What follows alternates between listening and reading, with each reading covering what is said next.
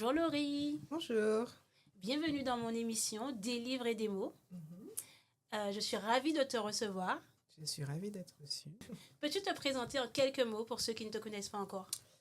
Alors, me présenter en quelques mots, c'est toujours un peu difficile. Je m'appelle Laurie Pézeron. Je suis maman de deux petits garçons de 10 et 2 ans. J'ai travaillé dans la communication. Je travaille dans la communication depuis plus de 20 ans. Et pour faire court, ouais, j'ai créé un club de lecture qui s'appelle Read depuis 2007, où j'organise des rencontres littéraires régulièrement dans des lieux différents à Paris. Et j'ai ouvert un club de lecture pour enfants en 2016, en gros. Voilà. J'adore la pistache, j'aime voyager et que dire d'autre. Et je suis très connectée à mon île, la Guadeloupe. Génial. Voilà. Ok. Alors du coup, on va apprendre à te connaître un peu. D'accord. Est-ce que tu te souviens du premier livre qui t'aurait marqué plus jeune? Alors, le premier livre qui m'a marqué plus jeune, sachant que j'étais pas du tout une grosse lectrice petite, en fait, dans les lectures obligatoires de l'école, c'est Une vie et le Horla de Maupassant qui m'ont marqué. D'accord. Voilà, c'est tous les autres livres, là, les Rogel Noirs, les Madame Bovary, tout ça, ils m'ont saoulée. Ah si, il y avait eu Vendredi ou La vie sauvage. D'accord. J'ai trouvé ça trop bizarre. Enfin, le titre.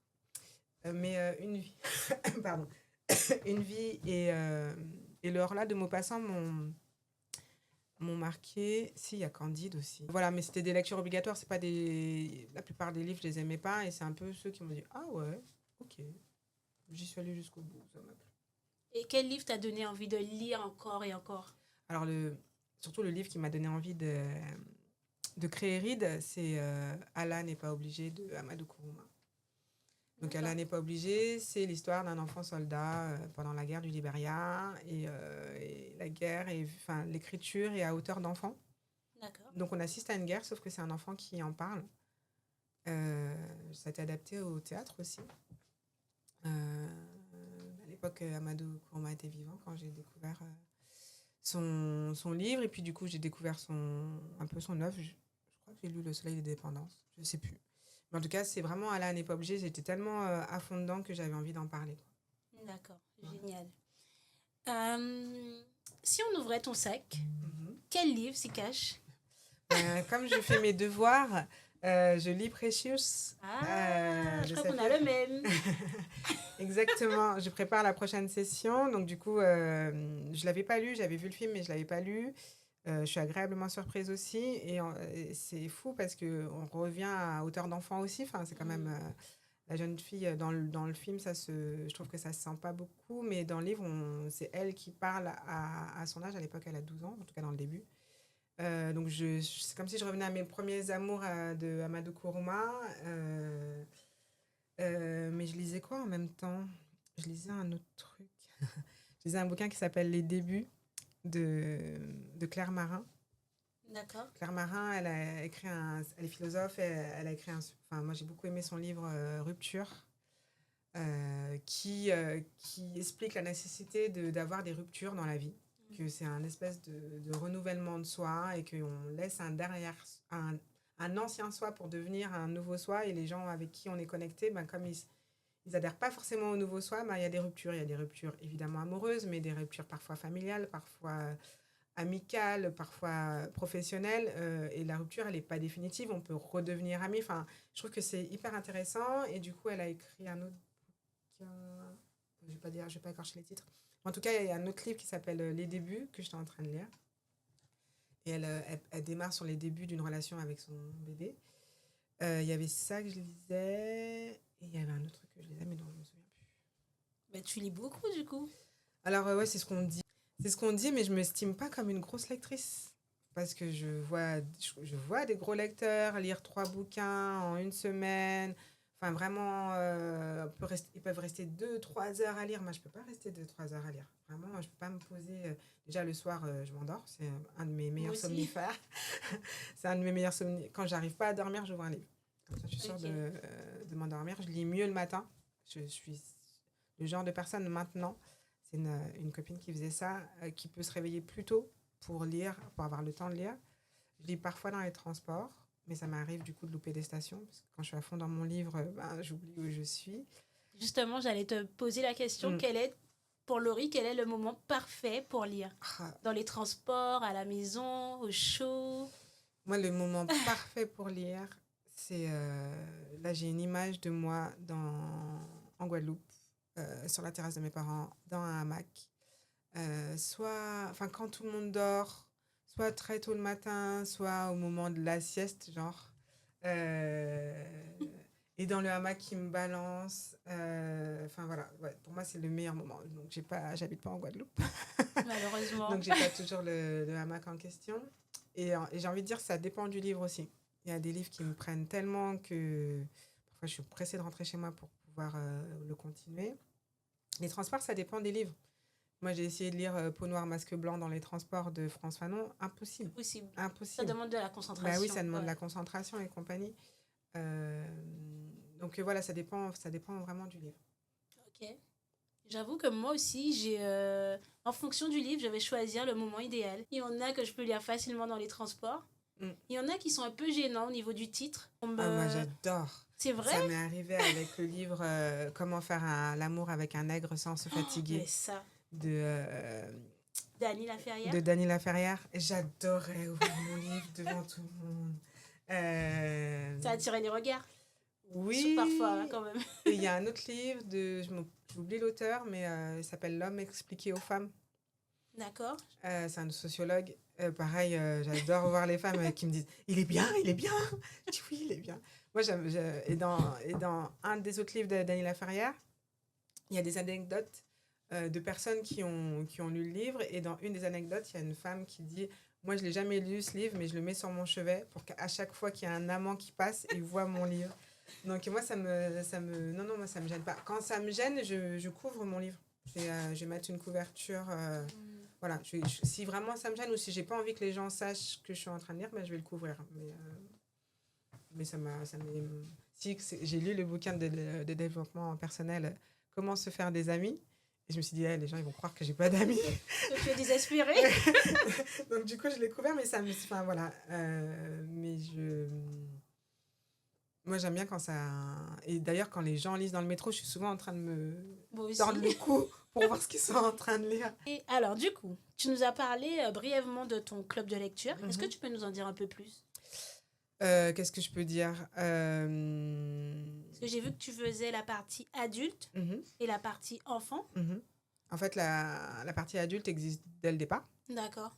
Donc j'ai dit que c'est Amadou Kourouma qui m'a donné envie de partager la lecture et de dire mais il faut absolument que tout le monde lise ça, il faut absolument qu'on puisse en parler. Mais le premier livre que j'ai fait, c'est Hilda de Marie Ndiaye, qui est une pièce de théâtre. Et en fait, c'est assez fort parce que c'est une histoire d'esclavage moderne. Mais il y a tellement peu d'éléments spatio-temporels qu'on pourrait la transposer à plusieurs époques, plusieurs périodes. Et en plus, c'est pas forcément des personnages noirs. Enfin, c'est très, très fort. Marie Ndiaye, tout le monde la connaît. Elle a eu un concours pour 8 femmes, je crois. Mais voilà, c'est une pièce de théâtre aux éditions de Minuit qui est pas très longue, mais qui est très, très forte sur les émotions, sur comment le personnage principal perd sa liberté et tout. Et donc, ça a été le premier livre du club de lecture. Et en gros, qu'est-ce que je pourrais dire? Je pourrais dire que... Donc, moi, j'ai découvert les auteurs afro-descendants. Je dis afro pour faire moins scientifique, mais c'est afro-descendant en réalité. En sortant de l'école. Et donc, je me dis, j'ai passé de 6 ans à 17 ans, enfin... Puis après, il y a les études supérieures, mais déjà jusqu'au bac. Alors, je sais que j'ai croisé Aimé Césaire et... c'était pas Fanon. C'était de Senghor. J'ai croisé Césaire et Senghor dans les textes qu'on donnait au bac français. Mais c'était pas des œuvres qu'on avait étudiées. C'était un peu de texte. Je pense que c'est... Et puis j'étais en 94, donc peut-être qu'ils se sont dit il faut un peu diversifier dans les classiques. Mais je me souviens même pas des textes, donc c'est pas quelque chose qui m'a marqué. Mais en tout cas, je sors de l'école sans connaître les auteurs de mon île d'origine, alors que je suis complètement capable de citer un Hugo, un Stendhal, un Maupassant, un Voltaire, tout cela, c'est naturel de les sortir, mais on m'a offert Cahier d'un retour natal d'Aimé Césaire, Cahier d'un retour au pays natal d'Aimé Césaire, et je me réalise que j'avais jamais eu de bouquin d'Aimé Césaire entre les mains. Alors, c'est pas le plus facile en plus C'est pas le plus facile à lire, c'est vrai.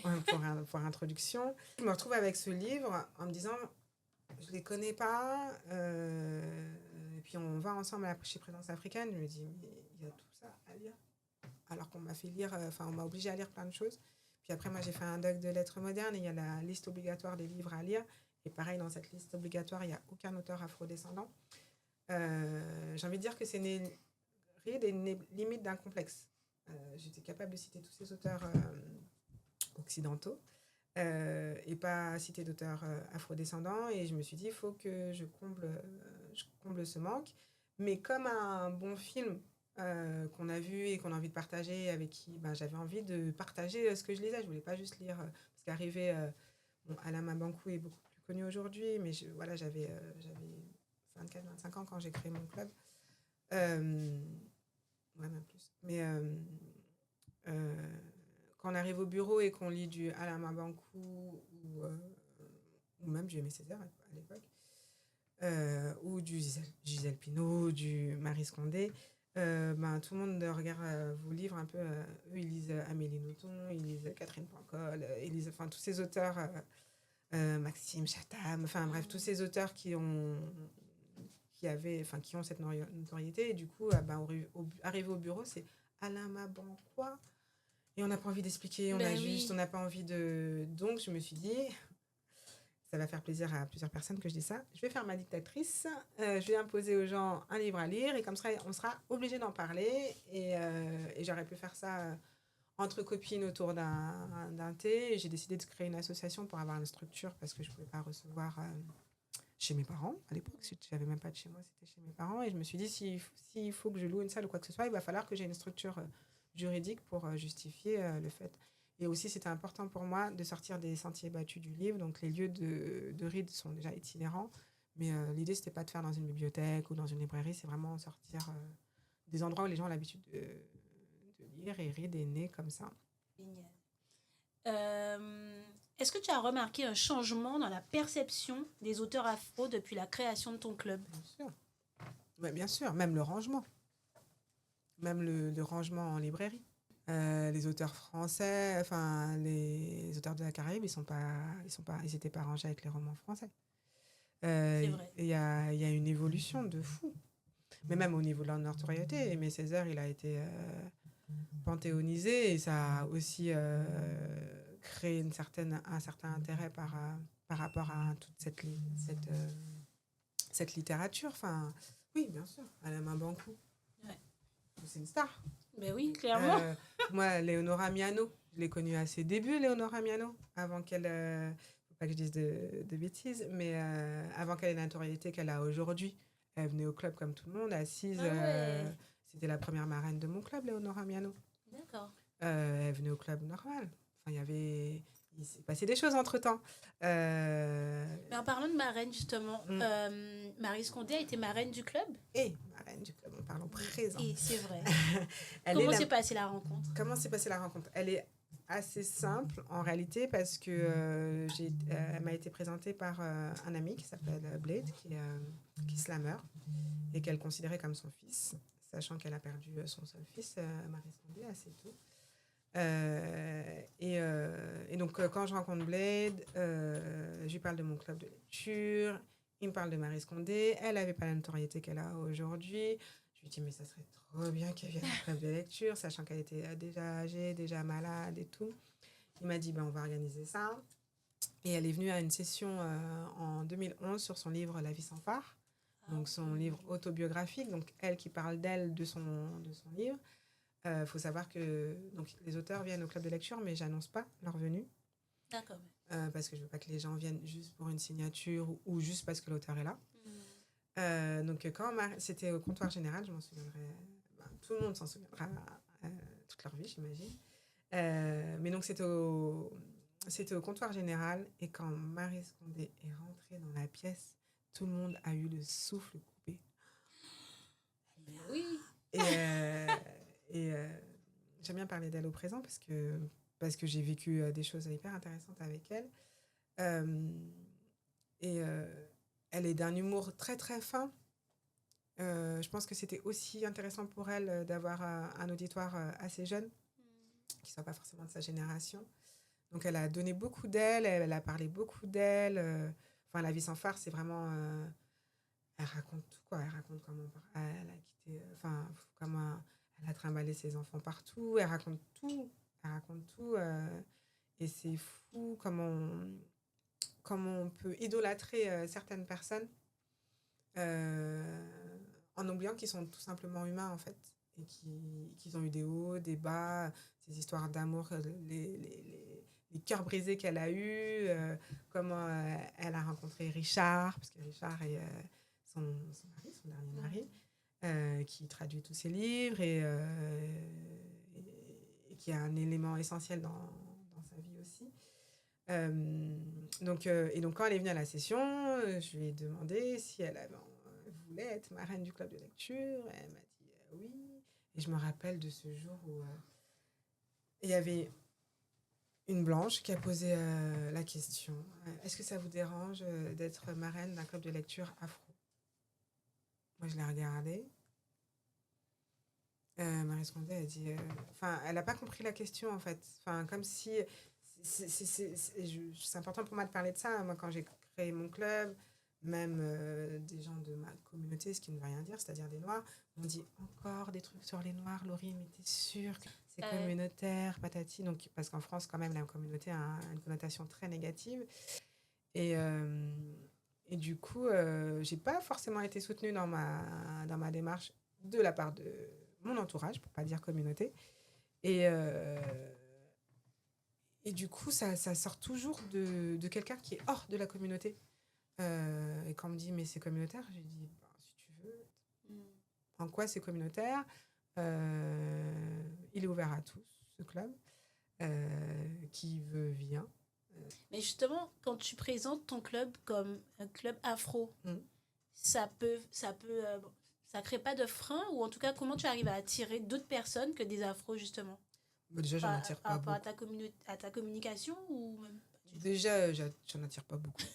Après, dans mon logo, Read, c'était important pour moi qu'il n'y ait pas de points levés, de carte d'Afrique, d'afro. Moi, je voulais vraiment le côté universel de la chose, parce qu'en plus, les auteurs afro-descendants, c'est des afro-africains, des afro-français, des afro-européens, des afro-brésiliens, des afro-américains. On est un peu partout. Cette diaspora, elle est un peu répartie sur toute la planète. Et évidemment, je suis femme, je suis noire, et ça me parle plus. Mais voilà, j'ai décidé d'avancer en sachant, en connaissant mes auteurs, et surtout en ayant la capacité de transmettre. C'est surtout ça.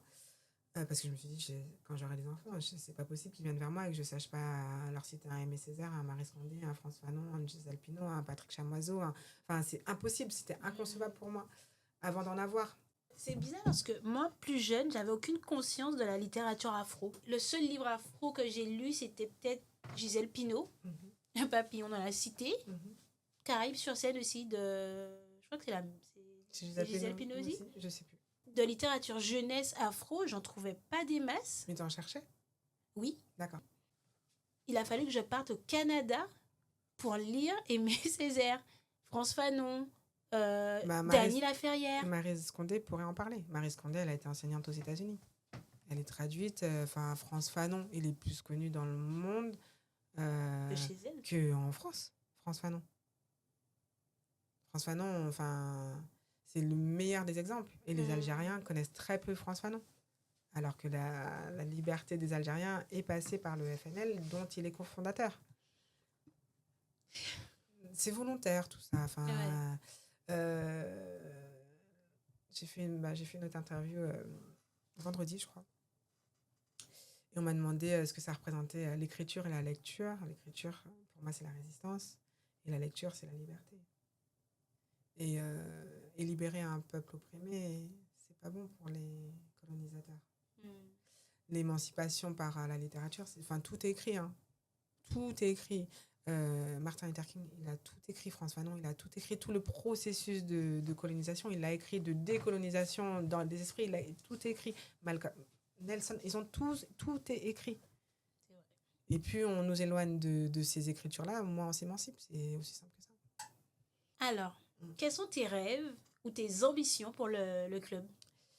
Alors, le club fête ses 18 ans en 2025. Et vraiment, Félicitations. merci. Et j'ai toujours cette sensation d'être au début de quelque chose. C'est fou. Je sais que... alors, c'est mon bébé, donc j'ai un peu du mal à le faire grossir comme il devrait, à déléguer certaines tâches que je veux absolument faire. La community manager avec qui je travaille aujourd'hui pourra le dire, les gens qui m'entourent et qui... voilà. J'ai ce truc de vouloir toujours un peu bricoler parce que je veux maîtriser et je veux pas que ça m'échappe. Mais c'est mon premier enfant, Henri. Donc c'est propre d'une maman, en fait. On veut qu'il soit autonome, on veut qu'il soit allé, mais pas trop. On veut quand même qu'il reste près de soi. Mes rêves... Ben, j'ai déjà fait des sessions en Guadeloupe, j'ai déjà fait des sessions au Sénégal. J'ai voulu faire des sessions. À un moment, j'étais à New York, j'ai voulu faire des sessions à New York, mais les gens, ils ont. Enfin, bref, j'ai pas eu l'occasion de faire des sessions. Mon rêve, c'est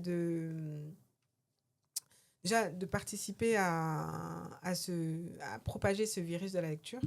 Parce que quand les gens me disent qu'ils n'aiment pas lire et que je leur tends le bon livre qu'ils vont les faire, je suis tellement fière. Il y a des gens qui me disent non, mais c'est la première fois que je lis un livre grâce à toi. Donc ça, c'est un de... Enfin voilà, ce virus de la lecture, il est réservé à personne, mais plutôt il est réservé à tout le monde. Donc un peu comme le Covid, j'aimerais qu'il se propage. Voilà, qu'on éteigne un peu les télés, qu'on pose un peu nos écrans et qu'on se mette là-dedans. Pas dans le terme intellect, il faut lire, voilà, non, c'est juste, ça procure tellement de sensations, enfin, du texte noir sur blanc, vraiment, on a une page blanche, c'est écrit en noir, on peut rigoler. Il y a des gens qui ont la puissance d'écrire pour vous faire rire, pour vous faire pleurer, pour vous faire voyager, pour vous faire changer d'avis sur un sujet. Réfléchir. C'est-à-dire qu'on ferme un bouquin et on a encore une réflexion dessus, échanger. Moi, les livres, c'est beaucoup de rencontres. J'ai rencontré trop de gens grâce aux livres. Moi aussi. Et voilà, je veux contribuer à ce virus-là. Donc, pourquoi pas faire des cours d'alphabétisation voilà, pourquoi pas... Finalement, le livre devient un prétexte pour faire des rencontres et aborder des sujets. Génial. Est-ce que tu as déjà collaboré avec d'autres passionnés de lecture? J'ai envie de dire les auteurs qui viennent. Voilà, certaines maisons d'édition parfois. Tu me parlais de l'évolution de la littérature. Ouais. Moi, je vois naître tous ces clubs de lecture. Aujourd'hui, j'ai 18 ans. Je les ai tous vus, et toutes les influenceuses overbookées au Pays du Bas. Je les vois. Je les vois grandir, même la librairie Calypso. Elle est venue au club de lecture avant d'ouvrir sa librairie. Enfin, elle m'a demandé mon avis. Enfin, je vois toutes les initiatives qui se créent. Et je trouve ça mortel. Moi, il y a des gens qui sont venus me voir et fait, t'as vu, elle fait la même chose que toi, elle crée un club de lecture. Mais s'il y avait autant de clubs de lecture que de gens qui ont envie de discuter, c'est qu'il y a un besoin. Exactement. Je trouve ça génial. Parce qu'en plus, en réalité, un club de lecture, c'est rien de fou, hein, de se réunir pour parler d'un sujet. Enfin, tu me parlais de rêve tout à l'heure. Il y a un truc que je rêve aussi de faire. Ça existe beaucoup aux États-Unis, où tu arrives dans un bar, tu poses ton portable et tout le monde lit ensemble. Et le livre qu'il veut. Je trouve ça trop bien. C'est-à-dire que tu poses ton portable, chacun ouvre son bouquin, il est dans le bar, il boit un verre pour lire. Ça, j'aimerais organiser ce type d'événement. Tu es dans un lieu, tu arrives, tu as ton livre, tu te poses et tout le monde, tu es entouré de gens qui sont en train de lire. Et si tu as envie de discuter avec eux littérature, tu bois ton verre. Enfin, je trouve ça, voilà, c'est le genre de truc que j'aimerais trop mettre en place. Mais il y a trop de trucs que je veux mettre en place. C'est faisable. Oui, tout est faisable. Après, on a tous que 24 heures, donc il faut choisir ses combats. Et si tu devais organiser un événement littéraire? qui inviterais-tu à ta table? Par exemple, une table ronde Mhm. avec des auteurs, peu importe, pour discuter littérature. Quels seraient tes invités idéaux? Alors aujourd'hui, Vivants ou non, hein? ouais, bah oui. Moi, j'aimerais trop voir Maryse Condé discuter avec un Fanon et un Malcolm X. Waouh, ok. Avec une Toni Morrison et une Angela Davis. Oh là là, la table. Ça me donne la chaleur. Non, mais imaginez la richesse des échanges. J'ai assisté à une rencontre, c'était pendant Africa 2020, entre Taubira et Mohamed, qui a écrit Des purs hommes, M. Bougar. Ouais. Ouais. J'ai assisté à cette rencontre, mais en fait, on a envie de retenir tous les mots qu'ils disent pour après pouvoir réfléchir dessus. On a envie d'attraper les mots. Enfin, moi, c'est ce que j'ai eu envie de noter parce que ça m'inspirait tellement. Mais vous imaginez une Maryse Condé face à un Frantz Fanon et une Toni Morrison face à un Malcolm X. Enfin, alors, aujourd'hui, moi, si je devais parler d'une table ronde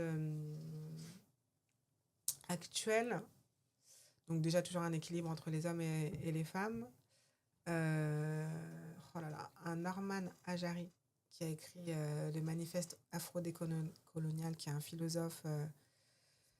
Bref, je suis tombée amoureuse intellectuellement de cet homme. Norman Ajari. Christiane Taubira. Bon, déjà, ces deux-là, c'est très, très, très, très, très lourd. Une Marguerite Aboué, parce que les romans graphiques, ça a une vraie influence. Deux femmes, un homme. Il faut que je trouve un homme. Ouais,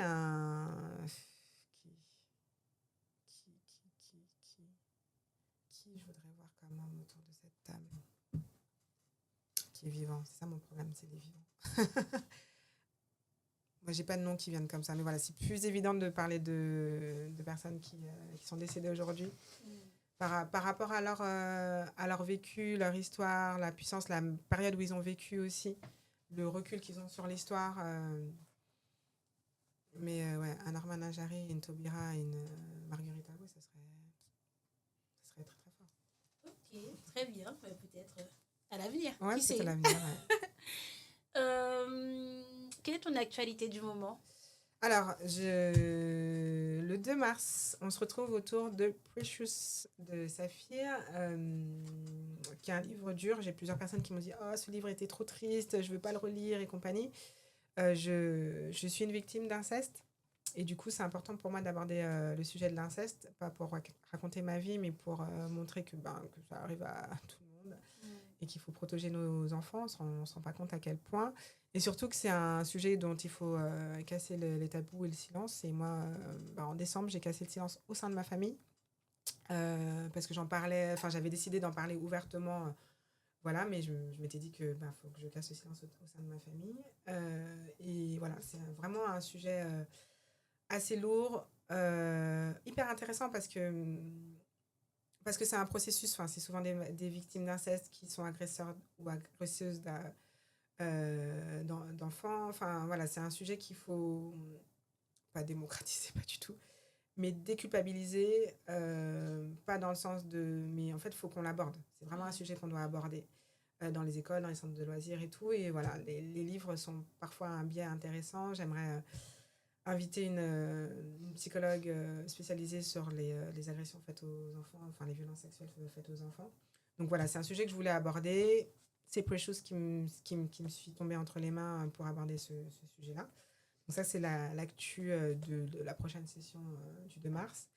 Après, pour les enfants, en fait, donc Reed a 18 ans. La dernière session qu'on a fait, c'est autour du livre Et si on faisait une grande exposition. D'accord. J'aime bien le montrer parce que en fait, ça explique, je ne vais pas faire toute la lecture du bouquin, vous inquiétez pas, mais ça explique le processus créatif d'un artiste et comment on met en place une exposition et tous les métiers qui tournent autour d'une exposition. Et du coup, Reed organise une grande exposition où les enfants doivent créer une œuvre autour de la thématique Voici mon école de rêve. D'accord. Donc, ils ont jusqu'à fin mars pour s'inscrire. Ils doivent rendre leur œuvre d'ici... À partir de quel âge? À partir, j'ai envie de dire 0 0. parce que c'est un atelier parents-enfants, donc les parents Ok. peuvent Ils vont contribuer et accompagner. C'est pas un concours, je le dis bien, et on va pas élire la meilleure œuvre ni quoi que ce soit. C'est vraiment l'idée d'exposer ses créations. Sachant qu'en maternelle, on fait beaucoup d'activités d'art plastique. En primaire, Un beaucoup peu moins. moins. Et après, à partir du collège, ça devient des cours, des notes et compagnie. Donc voilà, l'idée, c'est vraiment de contribuer à la pratique d'art plastique, parce que ça peut être un dessin, une peinture, de la pâte à modeler, de la mosaïque, une maquette. Enfin, ça peut être vraiment, j'ai pas envie de dire n'importe quoi, mais ça peut être tout. Et donc, fin mars, ils peuvent s'inscrire jusqu'à fin mars. Ils doivent rendre leur œuvre jusqu'à mi-mai. Et il y aura une exposition en juin, dans un lieu tenu secret, puisque je n'ai pas encore le lieu. Voilà. Et qu'est-ce que donc, la thématique, c'est voici mon école idéale. Et ce qui est drôle, donc en fait, dans ce livre, il montre tous les métiers. Donc là, il y a par exemple Cliff qui est commissaire. Il y a vraiment tous les métiers qu'il y a autour d'une expo. Et donc, je vais créer... Il y a une équipe d'enfants qui va être... il y aura une équipe communication, une équipe tous les corps de commissaire. métier Tous les seront corps de représentés métier par des enfants. J'ai ma scénographe et compagnie. Il faut savoir que... Donc, moi, j'avais déjà acheté ce livre, je ne sais plus où, parce que j'achète des livres partout. Je ne sais plus si c'est à Londres, à New York, je ne sais plus. Je suis la fille qui voyage beaucoup. En tout cas, j'avais acheté ce livre-là en anglais, puisque j'avais déjà celui-ci. Et en fait, la maison d'édition m'a annoncé que le livre en français va sortir en mai. Donc, du coup, les auteurs qui sont les mêmes, Doro Globus c'est les mêmes, d'accord. Rose Blake, viendront en France et normalement, ils assisteraient à l'exposition pour signer la version française de ce livre-là. Donc, ça sera traduit « Nous sommes tous des artistes ». Donc c'est pareil, ça parle du processus artistique, comment on peut créer en fait, et que tout le monde peut créer. Et je suis très contente de ce projet-là. Mais la prochaine session du club de lecture enfant, ce sera sur ce livre.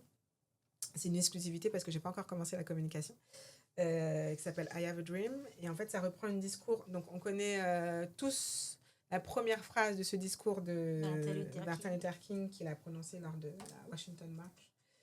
Donc il est en anglais? Non, il est en français. Okay. Il reprend une partie du discours. Je fais aussi... les images sont magnifiques en tout cas. Ouais. Mais en fait, c'est Kadir Nelson, l'illustrateur, qui a illustré beaucoup de livres pour enfants et pas que. Il a fait la une de plusieurs magazines, dont le Times. Et en fait, à la fin, on a le discours en entier de I Have a Dream, qui est traduit. Parce que c'est bien de connaître le début du rêve, de la phrase, mais c'est bien de connaître le discours. Donc ça sera le 16 mars. C'est la prochaine session du club de lecture pour enfants. Le mois de mars est chargé, du coup. Ouais, comme toujours, c'est la journée de la femme, c'est mon anniversaire. C'est la fête, hein. Donc ouais, une actualité plutôt chargée. Ok, génial. Quel conseil donnerais-tu à un parent pour encourager son enfant à lire? Alors, déjà, le conseil que je donne tout court, c'est de l'histoire du soir. Et ça, c'est... Moi, je lisais... Mon fils était bébé, je racontais des histoires où je mettais des livres audio. Ah oui, c'est bien aussi. Ouais. Donc, l'histoire du soir, c'est vraiment le moment très, très fort avant de se coucher, où ça peut être des histoires courtes. Tous les enfants aiment les livres. Hein. C'est à partir de l'adolescence que c'est un peu compliqué. Et moi, je ne suis pas encore rentrée dedans. J'ai un petit garçon qui va avoir 11 ans et qui est un gros lecteur. Alors, c'est un gros lecteur de manga, mais c'est un gros lecteur tout court. Je ne sais pas si ce virus, il va s'en débarrasser pendant l'adolescence. Mais l'histoire du soir, vraiment, c'est emmener régulièrement à la bibliothèque. Même quand on n'a pas... Moi, je sais que parfois, on y va juste avant de faire des courses. On passe à la bibliothèque. Faut pas que ce soit la sortie du week-end. Pour moi, c'est un truc qui doit être normal. On emmène ses enfants au McDo, pourquoi pas passer à la bibliothèque après le McDo. S'il y en a une à côté, c'est pas mal. Mais même sur Paris, il y a plein de bibliothèques.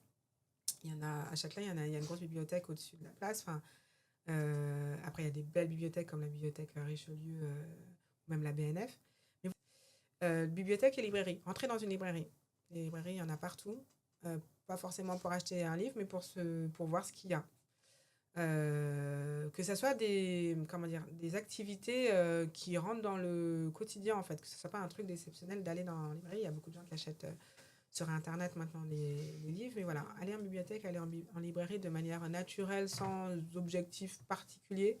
Je trouve que ce sont deux choses, et avec les enfants de tous âges, qui sont intéressantes.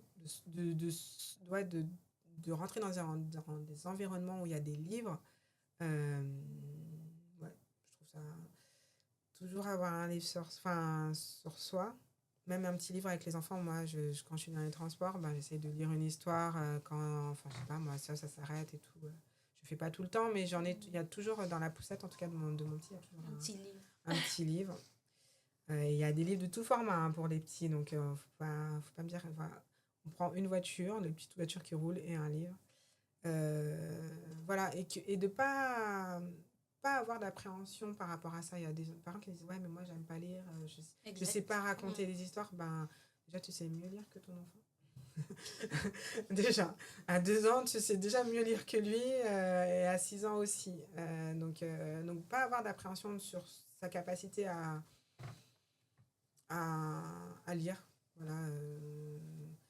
L'intonation, elle vient avec le temps. Et puis, de toute façon, les enfants, ils aiment lire 50 fois la même histoire. Donc, au bout d'un moment, ils la connaissent par cœur. Et vous aussi.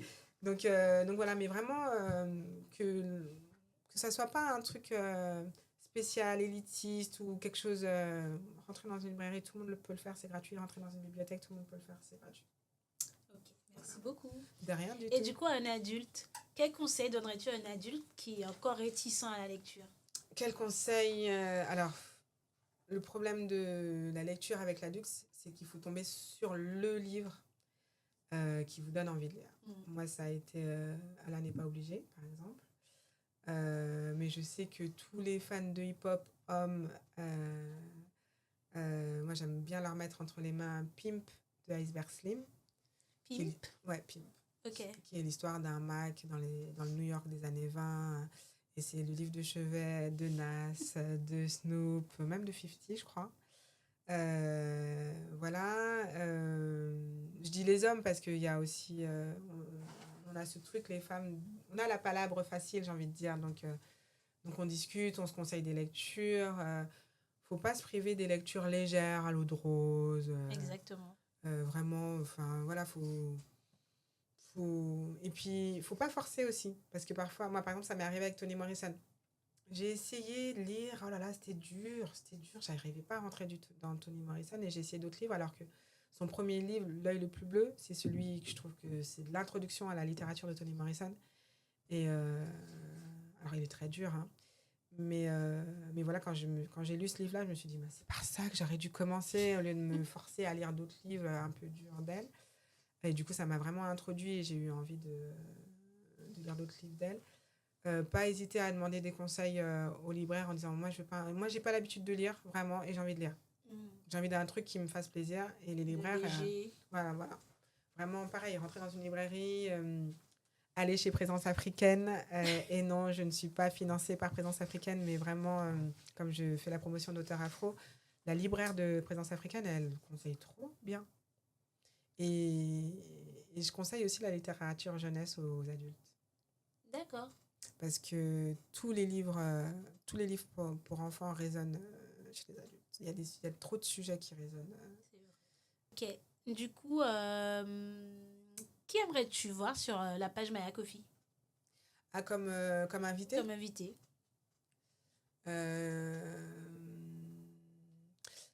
Moi, j'aimerais connaître les non-auteurs qui sont des gros lecteurs et qui nous donnent leurs références. Oui. Les non-auteurs qui sont de gros lecteurs. Ok. J'aimerais, je sais pas moi... Il y en a. Bah oui, et qui nous donnent leurs références, quoi. Les auteurs afro ont ce truc de mettre des références dans leurs livres. Christiane Taubira, Alain Mabankou, Léonora Miano donnent leurs références de livres qu'ils ont lus. Ben moi, j'aimerais voir des invités qui lâchent ces références, quoi. Des gros lecteurs qui disent « Ah, ça, faut lire, ça, faut lire, ça. » J'ai pas de personne en en tête, mais si, je sais pas moi, j'ai que des auteurs qui viennent, mais si, je sais pas moi, un Harry Roselmack vient et me dit tout ce qu'il lit, ou une Audrey Pulvar, je pense à la télé du coup, parce que c'est vraiment un truc que j'éteins. Mais voilà, une Audrey Pulvar qui a invité et qui dit ah moi j'ai lu ça, ça m'a fait ça. Ou moi j'ai lu ça. Enfin voilà, des gros lecteurs qui nous donnent leurs références. Afro hein, pour le coup. Vu que je suis communautaire, faut aller jusqu'au bout. Mais voilà, il n'y a pas de personne en particulier. J'ai envie de te dire Maboula Soumaoro parce qu'elle a tellement de choses intéressantes à dire et que ces sujets seront jamais épuisés. Pourquoi pas, mais c'est aussi un auteur, Papa Ndiaye, qui était ministre de la Culture très, très peu de temps, mais qui a écrit La Condition d'art. Mais voilà, c'est un auteur, c'est des gens qui baignent déjà dans l'écriture et dans la lecture. Moi, j'aimerais quelqu'un qui n'a pas écrit, mais qui est un gros lecteur et qui nous lâche ses références. Ok, je note l'idée. Alors. Voilà. Faut que je trouve ce gros lecteur. Ouais, c'est ça. Il y en a plusieurs, hein, mais voilà. Ok. Mais merci beaucoup, Laurie. C'était un plaisir d'échanger avec toi. Plaisir partagé. Je te laisse le mot de la fin. Bah, à part dire, faut lire. Franchement, le mot de la fin, vraiment, c'est... moi, ça m'émeut tellement... Ça m'a apporté trop de choses. Moi qui suis, comme je disais, victime d'inceste, le livre Délivrance de Toni Morrison m'a délivrée. Elle m'a permis de mettre des mots sur des mots qui m'ont... Franchement, hein, je n'ai pas les larmes aux yeux, mais ça m'émeut vraiment, tellement ça m'a apporté. Et dans les conflits, la première chose qu'on fait, dans les conflits internationaux, on brûle les bibliothèques. Ils savent pourquoi. Au Mali, ils ont sauvé des manuscrits et tout. La première chose que font les auteurs de conflits, sans mettre de camp, c'est brûler des bibliothèques. Ouais. Et moi, ça m'a apporté trop de choses. Ça m'a... Même, je lis beaucoup de développement personnel. Il y a des moments où j'étais vraiment plus bactère dans ma vie. Et ça, pour moi, il y a la bibliothérapie, mais j'ai un livre pour chaque mot. Tu me dis que tu vas pas bien, tu as une rupture, tu as un truc, j'ai ton médicament. Ouais, voilà, j'ai un médicament. Pour le deuil, il y a un truc qui s'appelle... un livre qui s'appelle 21 jours... faudrait que j'ai pas envie d'écorcher les titres. Et c'est autour du deuil. Et ça veut pas dire que ça te sort du deuil, mais ça amorce quelque chose qui... parce que, comment dire... Les blessures, elles se guérissent que de l'intérieur. Et les livres, ils rentrent en toi. Je sais pas comment... Ouais, ils rentrent vraiment... Il y a un livre, c'est la première autrice qui est venue à Ride, c'est Négresse, de Fatou Birama. Elle raconte son enfance, la dureté de ses parents... et en fait, finalement, c'est son journal qui l'a sauvé, qui l'a permis de survivre à tout ça. J'estime pas que j'ai une enfance difficile, malgré que j'ai vécu un inceste. Mais son écriture m'a émancipée quelque part. Et